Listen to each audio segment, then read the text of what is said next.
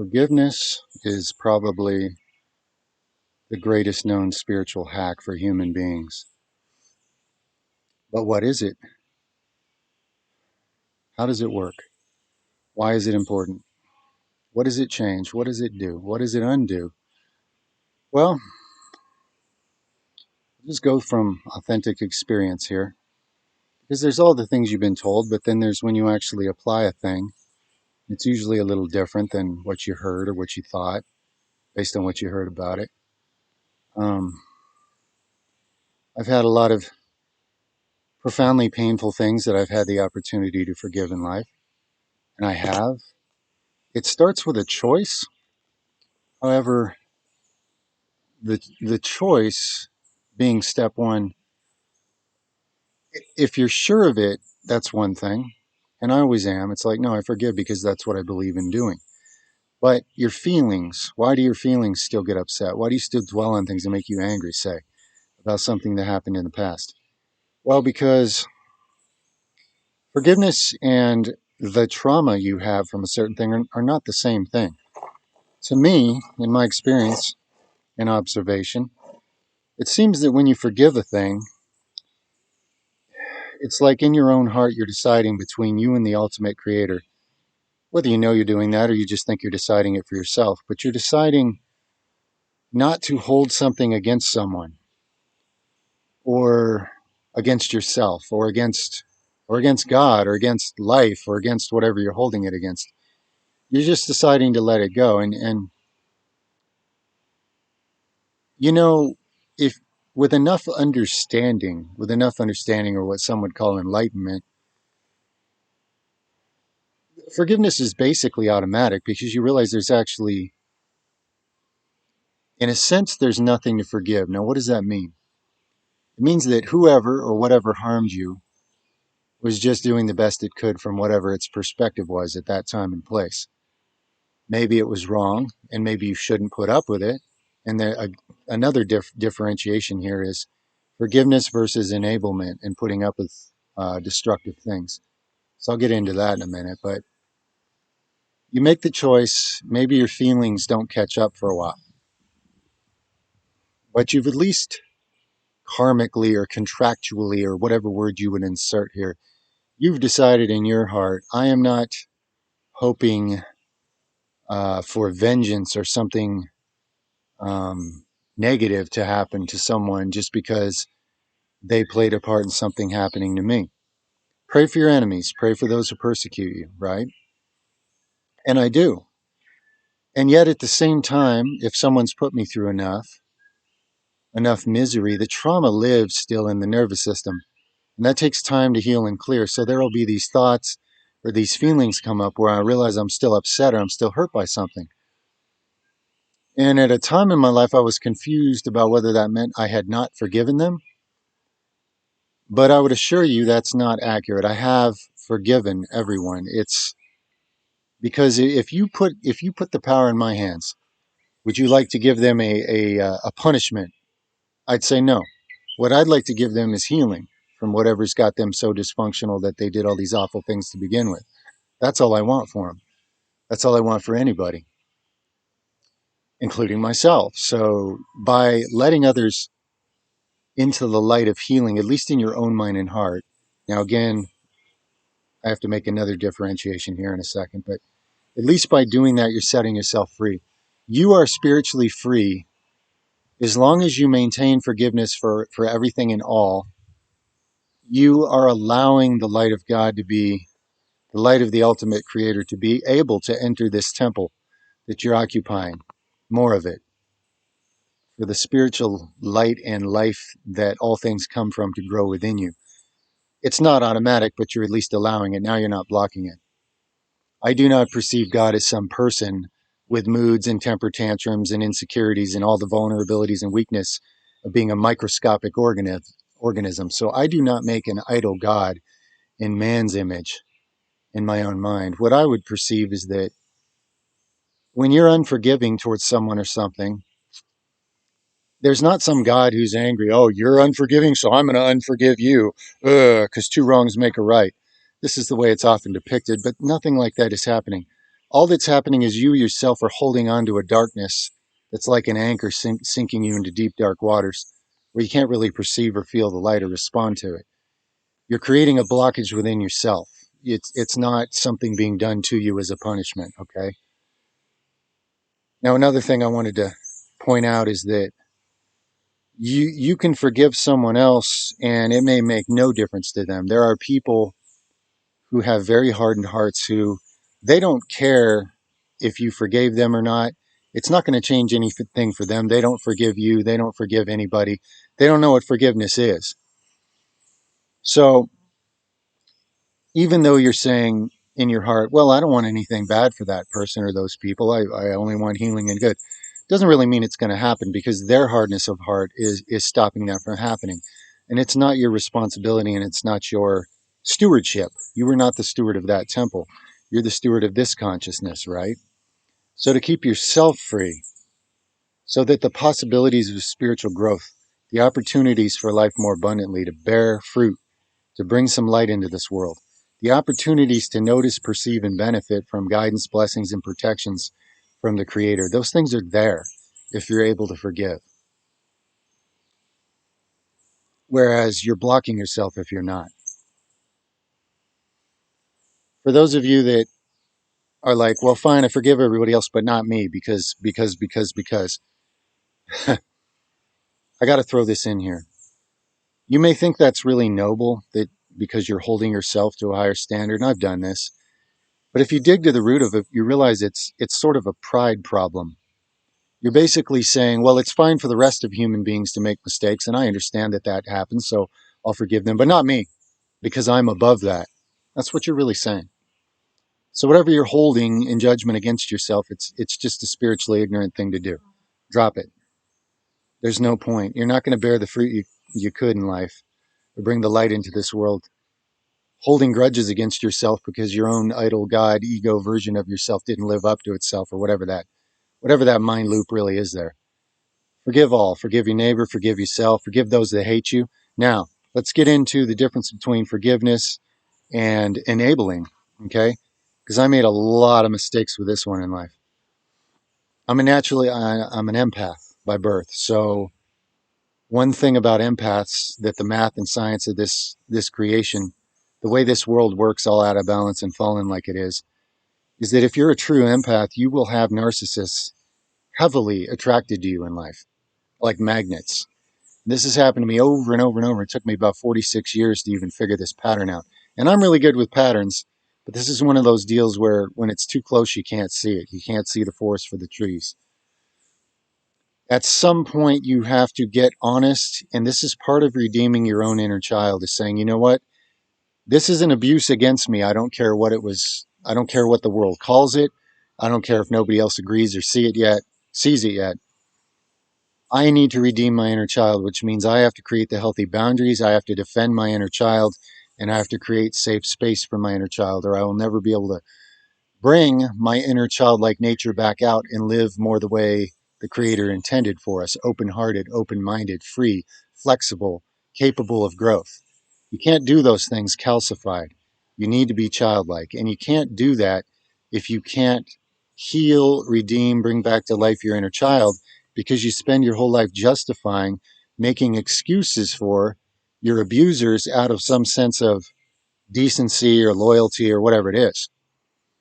So, this is an interesting thing about life. Um, when it comes to like morality, ideals, ethics, it's not simple in black and white in many situations. And a person can go through their whole life thinking they're doing the right thing based on some idea they have about right and wrong, and actually enable the very thing that stops them from ever bearing fruit and being who they came into this world to be. So, in the case of an empath, most often a rite of passage, if you're ever going to do what you came for, is you have to learn how to create boundaries in space and get the narcissistic weeds out of your garden in life, because those vines will choke everything else out constantly, and they will gaslight you and you will make excuses for them. And if it goes on long enough, for decades, You become trained by the narcissist to gaslight yourself out of everything you were ever meant to do. Now, this is just one example of a little bit more of the realistic complexities of life. There's a million other scenarios where forgiveness needs to be looked at carefully. I guess what I'm trying to do here is paint the picture of realization that forgiveness is an experience in your own heart that keeps you light and spiritually free, light enough to fly in the light. Whereas worldly actions will be perceived as others by others completely differently. So, a narcissist will be like, well, you're not forgiving because you pushed me away, and it's like, well, that's because they're not getting to strangle the life out of you anymore. And narcissistic people love to guilt trip empathetic people so they can just suck the life out of them and use them and keep them from ever being what they're capable of, keep them small. This plays out at, small personal levels, and it plays out at large scale levels in society, different aspects of society. But the wisdom through experience, observation, and honesty to realize that there's a big difference between forgiving and allowing and tolerating. If you have decent reasoning abilities, you got to put some things on the scales and say, so I'm telling myself that in order to be a good person, I just got to put up with this abuse that so and so says is good for me, even though it's made me all deranged and messed up inside over the years. Because I owe it to them for some reason, they keep telling me. However, every time I have a big dream or a grand plan to do something to better humanity, they also take that because I wouldn't be small enough if I pursued any of my grand dreams. So, what I found myself doing is every time I would get close to some great success in life, I would subconsciously sabotage myself to have the most horrible, destructive implosion that made me not want to be alive. And it was like a haunting pattern for a long time until I finally faced the simplicity of where this was all coming from. And I realized that, forgiveness is one thing that keeps you spiritually free.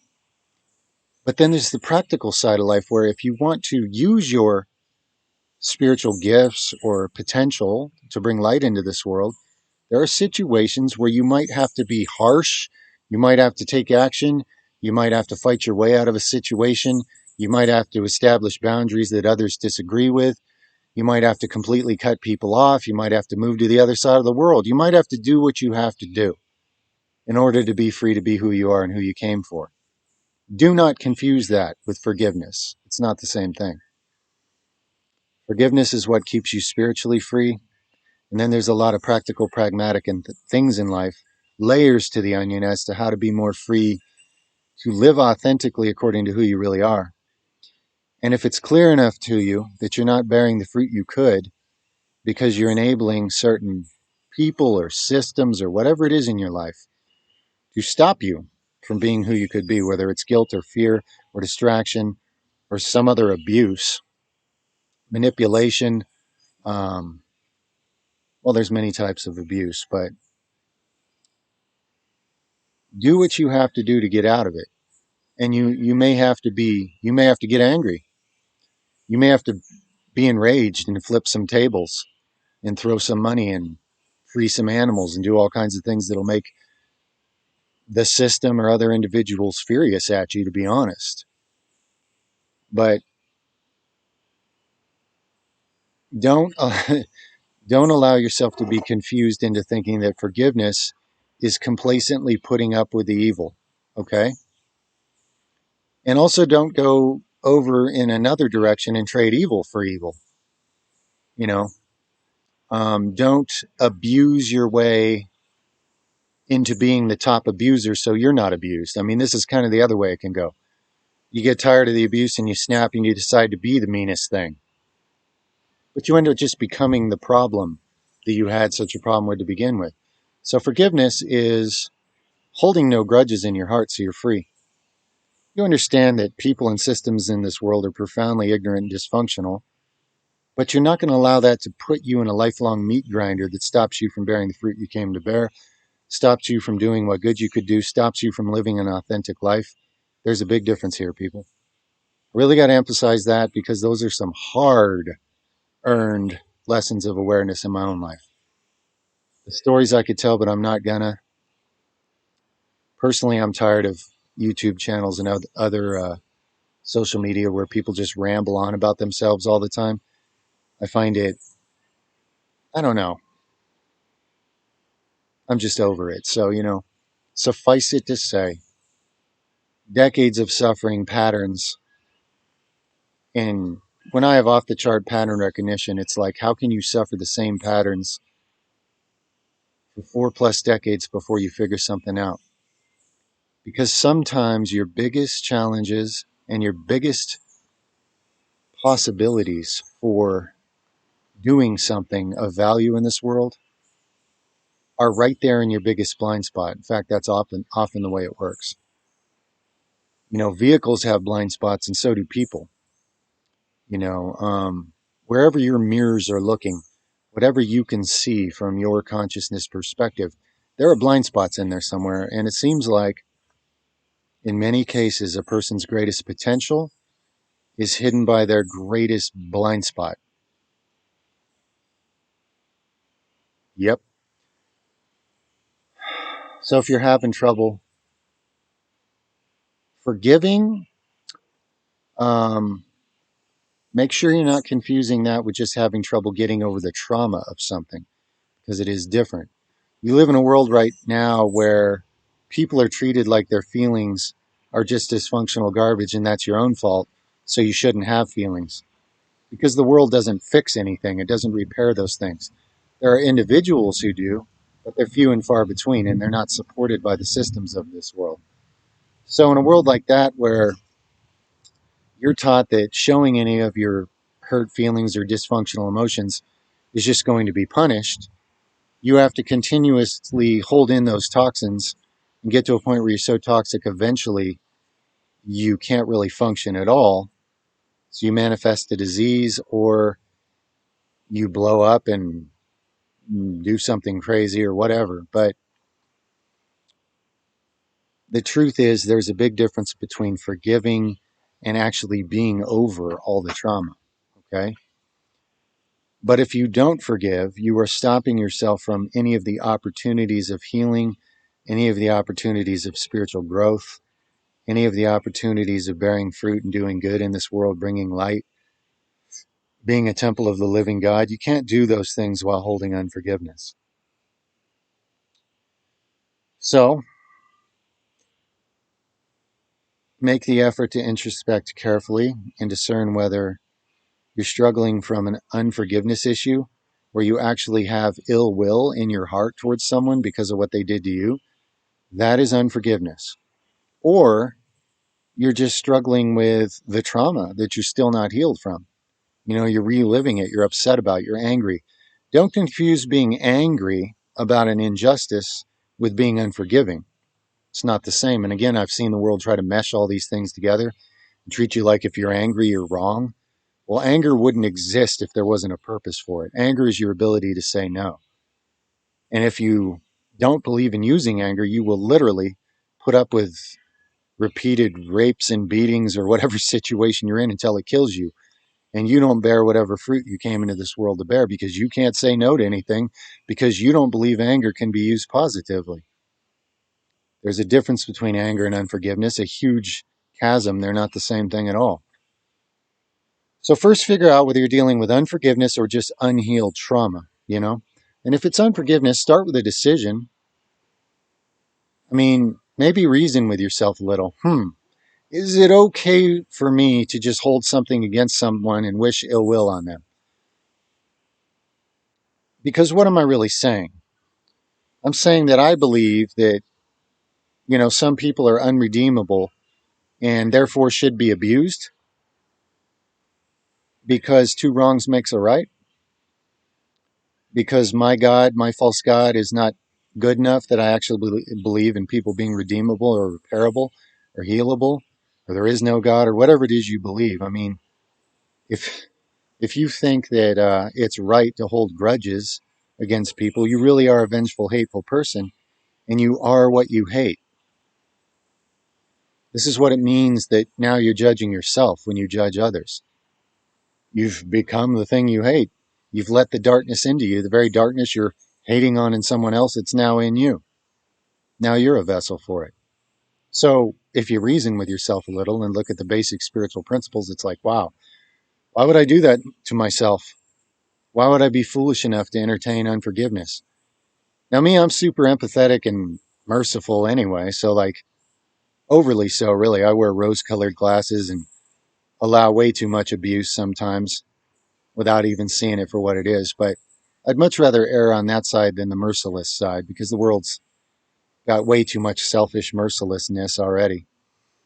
But that said, that, like I say, if you're really empathetic or you're a person who doesn't want to hurt anyone, so you just put up with being hurt your whole life, the problem is you've been gaslit and shamed and guilted and made to feel small, and now you've agreed. It's like, yeah, that's fine. I can avoid some of the abuse if I just stay really small and I hide my light and I don't do anything I came into this world potentially to do. So you're agreeing with the darkness that you should just shut up and hide until you're dead and get out of the way and be small. Be a small light or none at all.